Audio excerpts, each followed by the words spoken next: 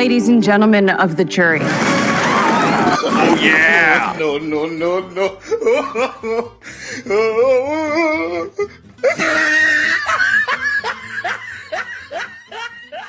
She-Hulk Episode 2, Superhuman Law. Boy, you couldn't have thought it would get any worse than the first episode, but guess what? Here's Episode 2!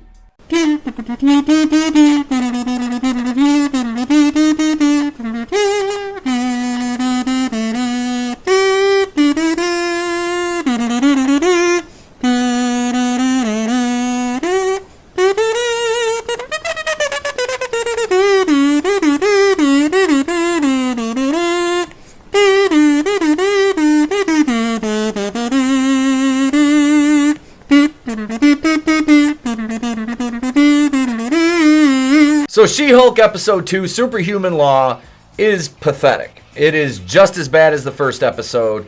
It has the shortest runtime at 21 minutes, and that clocked in at the shortest runtime of any of the D+ Marvel shows.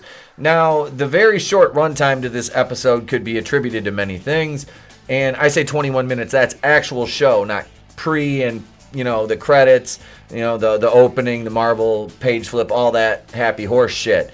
None of that here. Just 21 minutes of what usually in a Marvel project would be action, well, let's say pre-Disney Plus. But no, we have the garbage that's sandwiched in here. And we start with, multiple news reports talking about what happened at the trial, how Titania came in, She-Hulk stopped her, which... Let's be honest, and this was the scene, the wire work, where Jamila Jamil, or whatever her name is, the untalented, not Titania, who has as much muscle mass as, my pen. There's a video of her going like this with her arm, and the tri is just flapping in the breeze. And she's an influencer. She's a super-powered social media influencer. Are you serious? That's as good of writing as we can expect from these idiots in the writer's room who are nothing but a bunch of bitter cat ladies. So we go through the opening of the show with, the news reports, and that leads right into the naming, which we have the guy talking to the reporter, and he's like, it was a chick Hulk. And the reporter's like, a She-Hulk? What?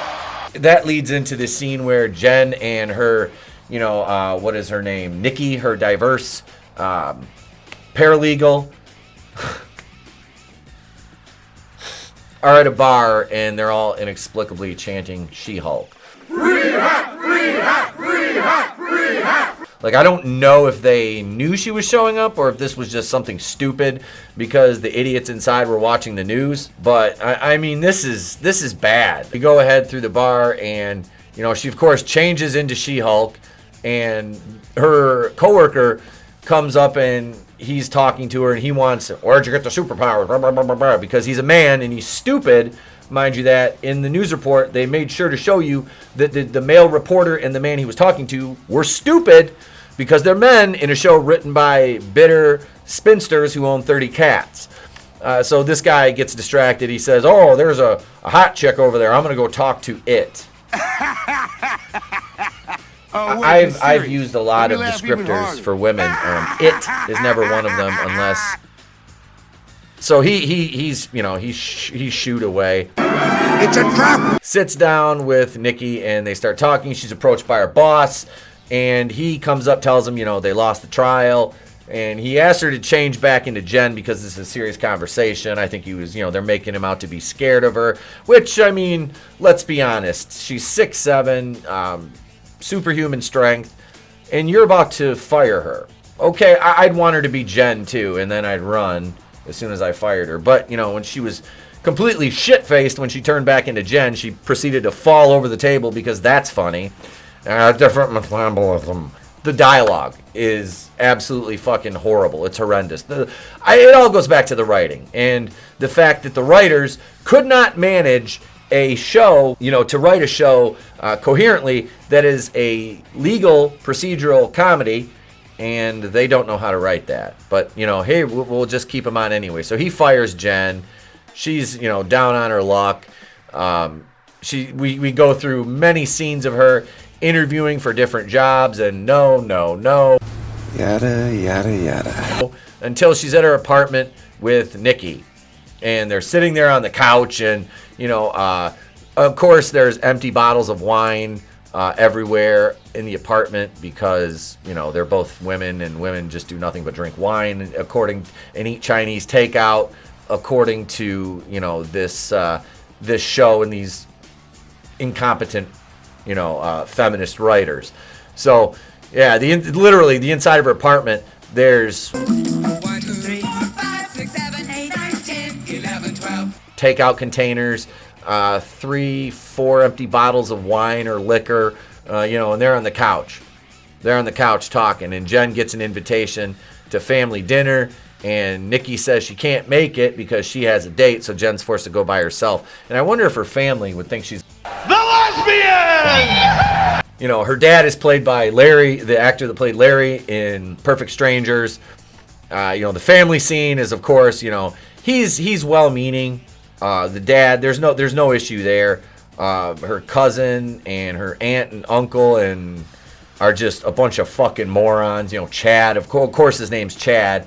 They're talking about her being unemployed, and Chad's like, well, I got promoted at the Best Buy. Like, Oh my God, who the hell cares? is there any way to not make men look stupid in this show? I don't think there is.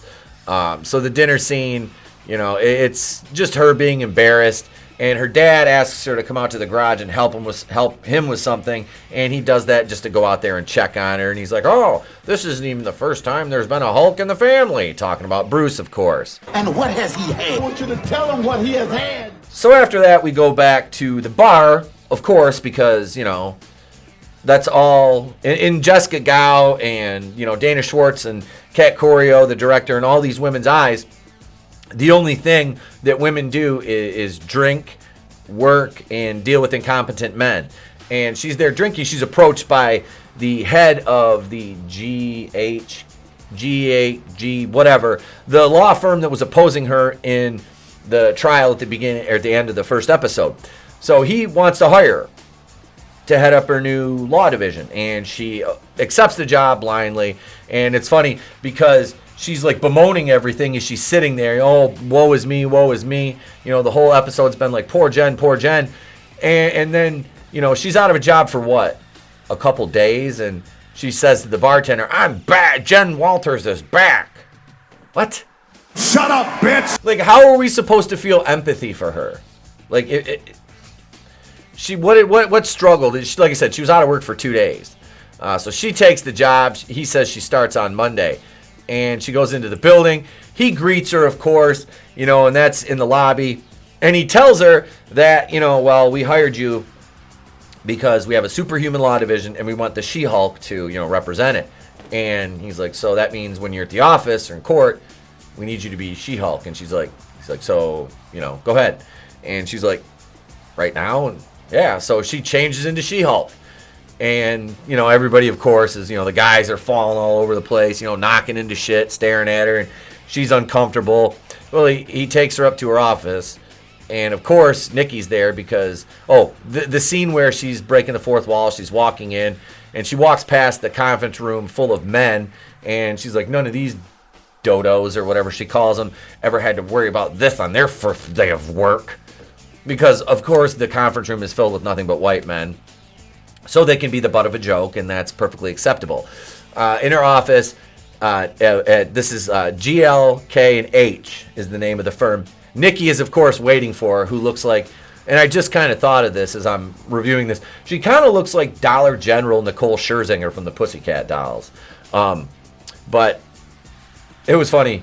Well, I shouldn't say it was funny. It was kind of stupid because it was written to be that way, which they, for once, succeeded. When she's talking to the head of the law firm in the bar about getting hired, and she's like, well, one stipulation I have is I get to name my own paralegal, non-negotiable. And he's like, Miss Walters, I really don't care who your paralegal is. And she's like, yes. And it's like, what? Why? So they're celebrating in the office, and we have a male assistant, or he's another lawyer or whatever, comes in, and he has a welcome basket for them, and he's like, I have a map to tell you the best bathrooms to go poop in. It's like, He was a retard. and the bigwig calls her into the office, and he says, your first case, you need to go. We need you to represent Yamil Blonsky. And she's like, I can't do that. He tried to kill my cousin. I'd rather start with any other case. And he's like, if you're not going to take this case, then you don't have a job here. He's like, take a couple days and think about it. At least meet with Blonsky first, and then, make your decision. So Jen goes to see Blonsky, and she's in She-Hulk form, and she's going to walk in, and of course, stopped at the gate.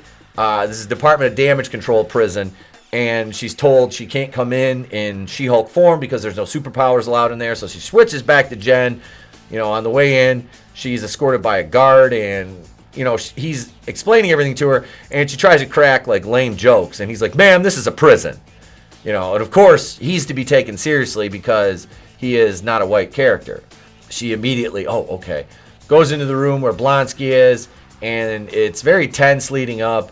And until he sits down, because he's like Jen or Miss Walters, whatever he says, and she's kind of, it's that moment. They're trying to be Silence of the Lambs. That's what they were trying for, but you've got idiots writing the show and it didn't work.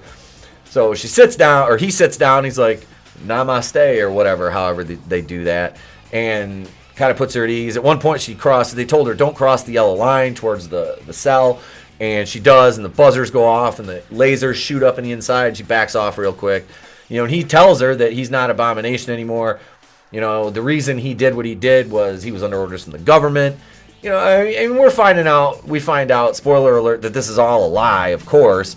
He's playing everybody to get out, because we know he showed up in Shang It Burns When I Pee in that fight scene with Wong, which was, of course, a fix. So, he's giving her the hard sell. I want to get out and live with my 7 soulmates who purchased a piece of land for me to live on, da-da-da-da-da. And, he's written fucking haikus to his victims. And, he's reading one to her, and she, of course, doesn't want to hear it. Then we go to her apartment. After that, she leaves. We go to her apartment, and she calls Bruce. And, it's a ridiculous conversation. She's basically talking at him, and he's explaining everything to her, that he's not, he doesn't hold any ill will, because he doesn't know that, Blonsky is just lying. Why would the Hulk have any suspicion of that? Why would he? It makes no sense for him to have any suspicion, does it? Right? No, of course not. He's only, a genius, but hey, whatever. She tells him she's going to take the case. And she's like, "Oh, when's the next time you're going to be in LA?" And he's like, "Oh, that's going to be tough." And we see he's on the spaceship from Sakaar. So after she gets off the phone with Bruce, he tells her he's not going to be available for a while. You see him take off in the spaceship from Sakaar. And she's standing in her apartment watching the news, and we see Abomination has escaped. And she's like, "Oh, that sucks." And there's the end of the episode. That's it. That's the end. That is completely the end of the episode. But wait, there's more.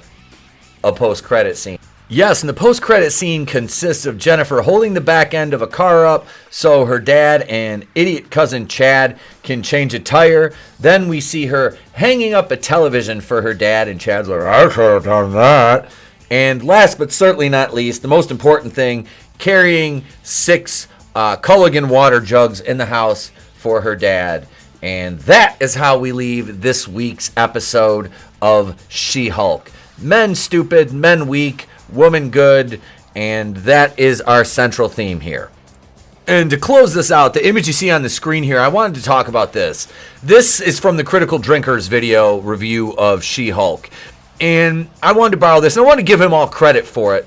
But this holds true to every single Marvel project we see. A woman can never lose a fight to a man. These are the Marvel rules. A woman can never lose an argument to a man.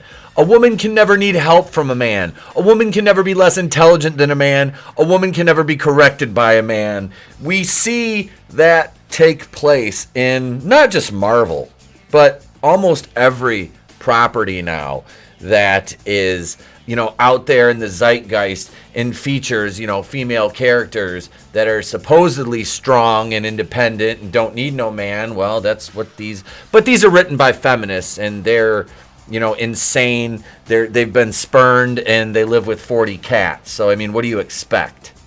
I mean, look at these headlines from the Direct. Kevin Feige. Look at these headlines from the Direct, for example. Kevin Feige reportedly gets bullied by She-Hulk producer. That's, of course, Jessica Gao talking about how she basically bullies him into getting her way, and Kevin Feige is such a feminist male cuck that he lets her put the he lets her have her way, and it's much to the detriment of the show and the universe that he ruined after Jon Favreau started building it. And another headline, this from last night, we talked about it on episode 218 of Monday Night Going in Raw. Megan Thee Stallion officially cast in the Marvel universe, and she's going to, I believe, be playing herself or a fictionalized version of herself on the She-Hulk show. And what does that add? What does that add to the production? What does that add to the show? Just something. So I air quotes and say fans can go, oh, look, it's Megan Thee Stallion. When I saw the picture, before I saw the headline, I thought it was Cardi B. I'm like, what did they bring this piece of shit in for? And basically my sentiment is the same with Megan Thee Stallion. Why would you bring this piece of shit in? What does she bring to the table other than probably, syphilis? I don't know. Did you watch this dumpster fire episode? Have you watched any of the episodes? Or are you just waiting for my reviews and your other favorite creators to review this garbage tier nonsense? So let me know in the comments below. It's your turn. If you've enjoyed this, please let today be the day you subscribe to the channel. Ding the bell for notifications. Share the video. Smash that like button. There's channel memberships available if you're so inclined to join. And if not, well, ladies and gentlemen, I thank you for your time, and I appreciate it more than you know. Thank you for being here. Thank you for watching. I hope you enjoyed. Check out the back catalog of videos, live streams, and everything else we offer here at the channel. I'm Itepo Kuina of the Place to Be Reviews. I've been here with all of yous. If I don't see you, have a great day, a pleasant tomorrow, and I'll catch you on the next one. It's better to burn out than to fade away.